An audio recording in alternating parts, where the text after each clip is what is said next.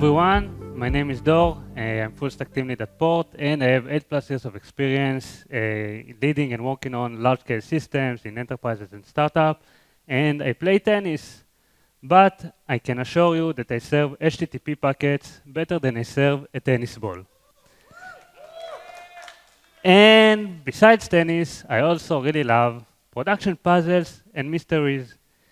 The most important things that I've learned as a software engineer were doing incidents, production issues, and just exploring production. But I'm here not because I know your production, and I don't know every little detail of Port's production.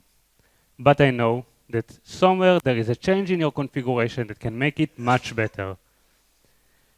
And I'm less concerned about what you define, control, and monitor.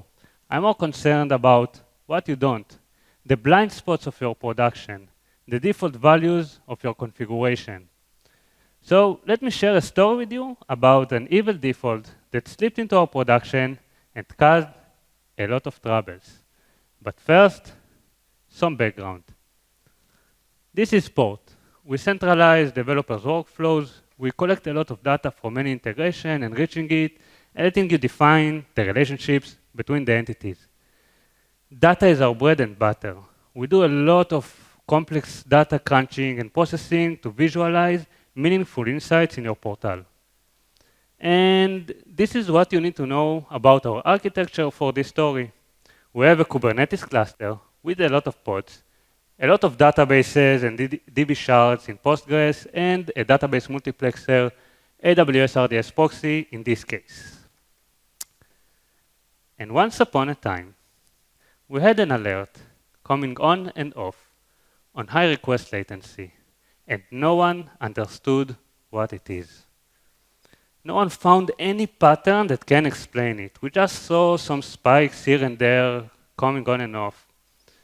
We conducted load tests, searched in our dashboards, looked for slow queries, and nothing.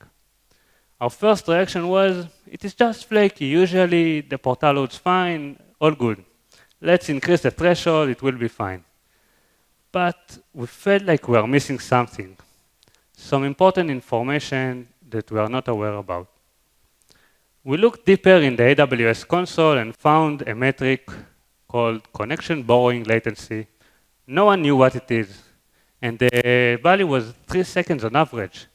It looked high because the units were on microseconds. Connection borrowing is when a connection from the multiplexer to the database is attached to a single collection from the client for a single processing. After the processing is over, the connection is back to the pool and can be reused again. So we went to a long brainstorming session with a lot of coffee, of course, and started to suspect in the 3 possible following issues.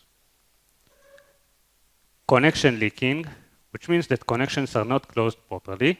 Single use of connections, which means that connections are created for every request. And connection pinning, which means that in AWS RDS proxy, connection cannot be back to the pool because some setting has changed on the connection and can cause unexpected behavior to other clients. But we closed connections properly, we managed connection pooling, and we didn't have pinned connections. Then we started to think, maybe we are missing something. We looked at so many metrics and so many dashboards, and nothing seems right. So we decided to add some metrics on how the pods themselves manage the connections. And immediately, we saw shocking results. Every pod created thousands of connections every few minutes. And we started to look again at the documentation, ask the LLM, what can cause it? We found a setting called idle connection timeout. It controls how much time to wait before closing the connection if it is unused. This is great to clean up some resources, but not so much if the frequency on the transaction is low and you want to actually reuse this connection.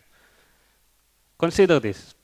We have a lot of pods and shards, and each one of them gets 10 connections by default in the pool. There are 50 transactions per minute for every pod and shard.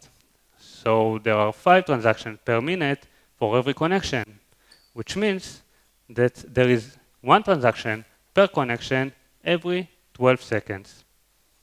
But the problem is that the default value for the idle timeout is 10 seconds. So, essentially, we create and close a connection for every request. It also explains why we didn't find this issue in our load tests.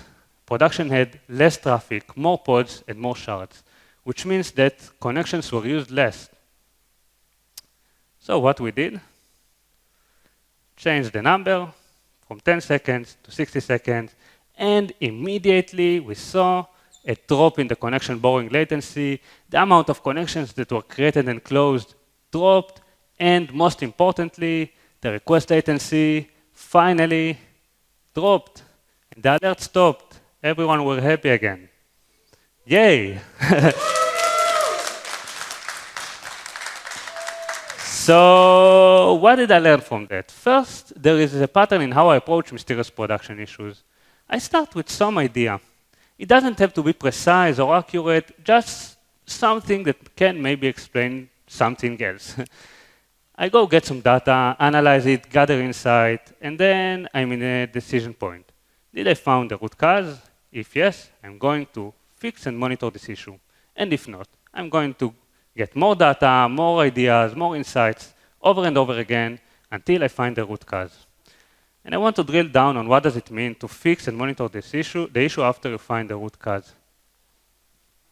Understand the ripple effect of your change on what you can observe. Remember that the only thing that is constant is change, and this is true also for your production. If you have a cache time to live setting, it is going to affect the cache hit rate and the request latency and the happiness of your customers, of course. So you want to monitor the request latency. It has a direct impact on the customers, but you may also want to monitor the cache hit rate. And no matter what, add them to some dashboard, document them, share the knowledge with the team so it can be quickly identified in the future. Second, every incident is a gem and must result an action item or be removed. An action item can even be, let's just learn more about this issue. We don't know enough.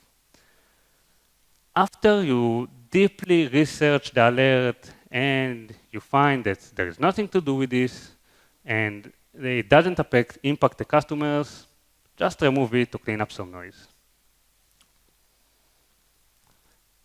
And last but not least, this is the most important conclusion that I want to share with you. Explore your production. Go to places that you have never been before. Be curious and learn. Read the documentation. Go into details. Read the settings, the number, the default values, even if you are going to forget everything in an hour.